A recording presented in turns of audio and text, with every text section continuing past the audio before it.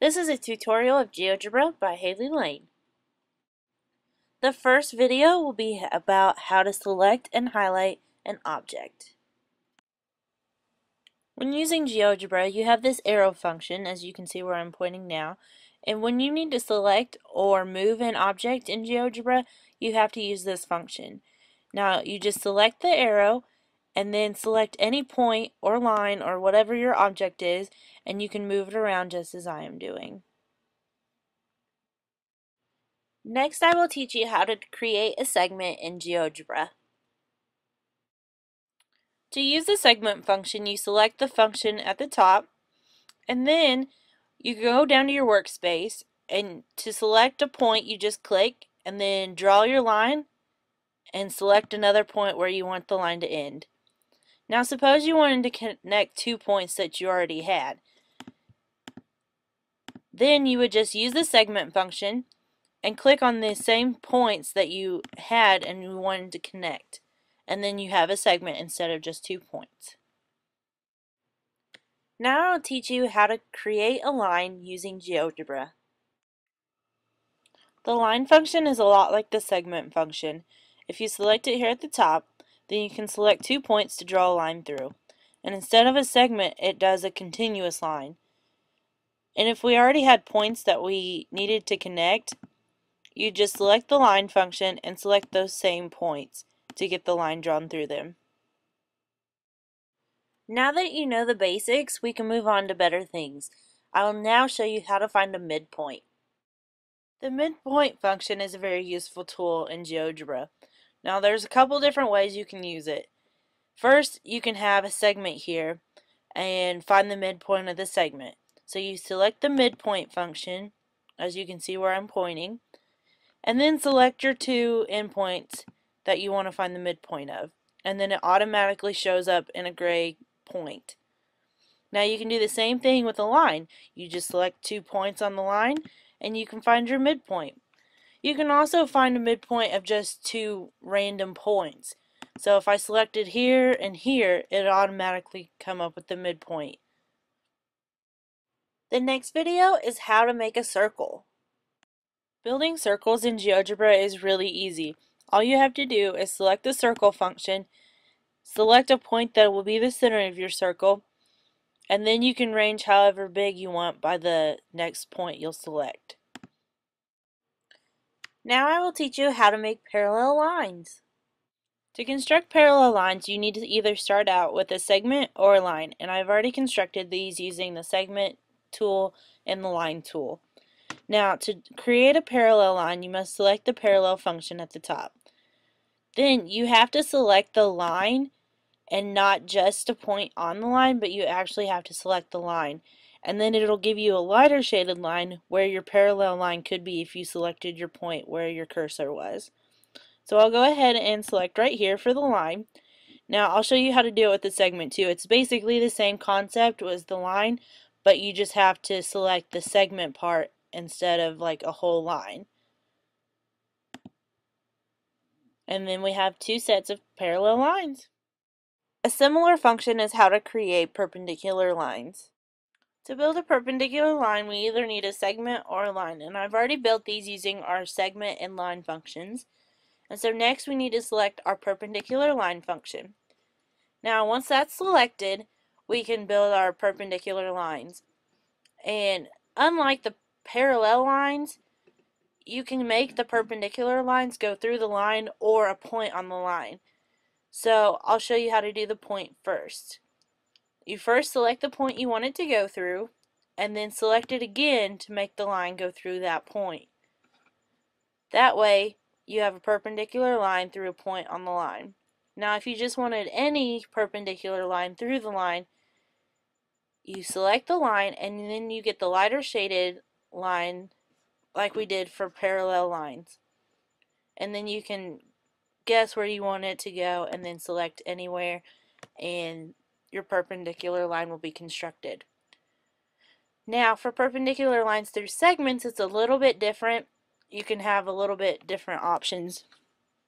You still select the perpendicular line, and you can either have it go through the segment line or through a point, or it can be off the segment.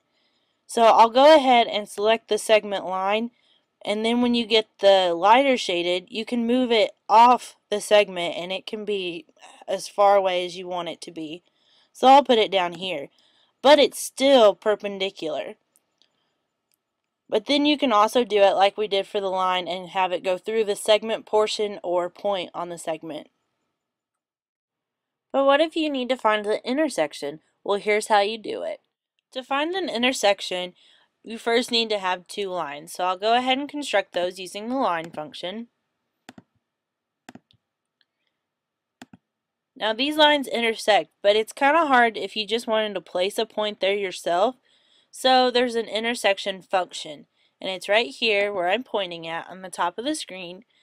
And to use this, once you've selected it, you just select the two lines that are intersecting, and it will go ahead and put in a point automatically where the intersection exactly is. What if I need to know how to create a polygon? Geogebra has a function that allows me to create shaded polygons, and all I have to do is click up here where I'm showing, and all you have to do is select your vertices, and then once you're done creating your shape, you would go back to the beginning vertice and click on that again to close the shape. So you can make any kind of polygon you'd like. The only catch is you just have to go back and close it by selecting the first vertice again. So I can make triangles, rectangles, whatever shape you want. There's a difference between constructing a regular polygon and a shaded polygon, and here's how. GeoGebra has a function that allows you to create regular polygons. You would select the function up here at the top, and then you can start selecting vertices, and then a pop-up window that will ask how many vertices you want to make. And let's say I wanted to make a pentagon, so I would put 5 and press OK, and it will automatically create that for you and put it in your workspace. You can do this with however many vertices you would like to, and it'll make a regular polygon for that amount. Is there a way that I can write inside of GeoGebra? While using GeoGebra, you might have to have a text box, and there is a function for that as well. It's up here at the top where you can see the ABC, and after clicking on that function, all you have to do is draw a box in your workspace, and then this pop-up window will show up, and you can type in whatever you need. And then there's also symbols and labels that you've used previously in your work that are saved, and so that way you can just click on those instead of having to type it out all the time. So there's little shortcuts like that that make it easier. Another cool function of GeoGebra is how to find angle measurements. To find an angle measure, you must first have a shape to measure. So I'll create just a shape using the shaded polygon function, and I'll just make a triangle for this demonstration.